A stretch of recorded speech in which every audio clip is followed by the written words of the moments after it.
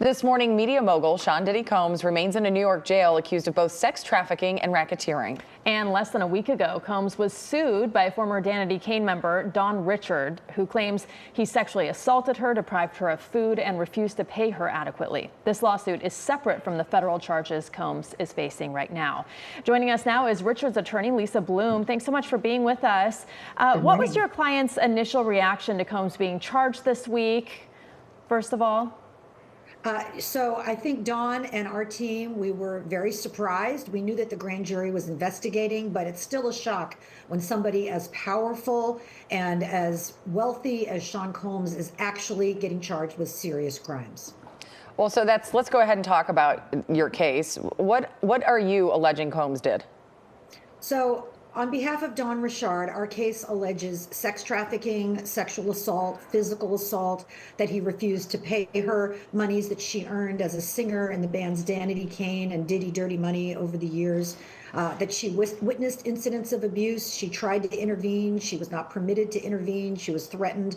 And also, very importantly, our case is not just against Sean Combs, but it's also against a number of people and companies who we say were complicit in this enterprise in assisting him in the abuse over the years.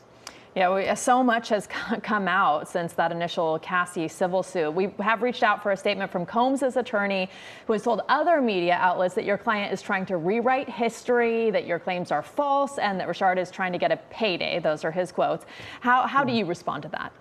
You know, he said the same thing about Cassie Ventura when she filed her case. She's the longtime girlfriend, and his attorneys essentially accused her of being a liar. Well, then that horrific video was released in a hotel hallway where he's beating her, kicking her when she's down. The whole world saw what he did in a public space, and you can only imagine what he did behind closed doors, right?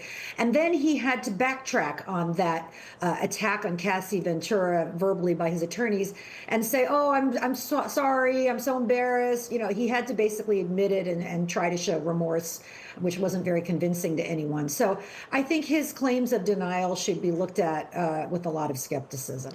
Well, this case it does remind me somewhat of the Harvey Weinstein case. And we've seen that some of these, there are twists and turns to them where then the charges get dropped or things change. Are you worried about that at all?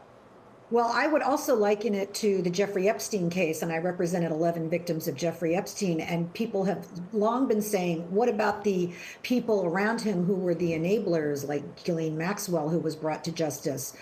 So yes, of course, I'm always concerned about twists and turns in the legal system. I've been practicing law since 1986, representing victims every day. And, we know what lies ahead. We know it's a big battle through trial, through appeals. But I have a very strong client, Don Richard. She is brave. She is in this until the bitter end. And, that's what we got to do. We got to stand up. We got to get justice. We got to fight all the way through the legal system to the end. All right. Lisa Bloom, thank you so much for making the time for us this morning. We appreciate it. Thank you. Bye-bye. Bye.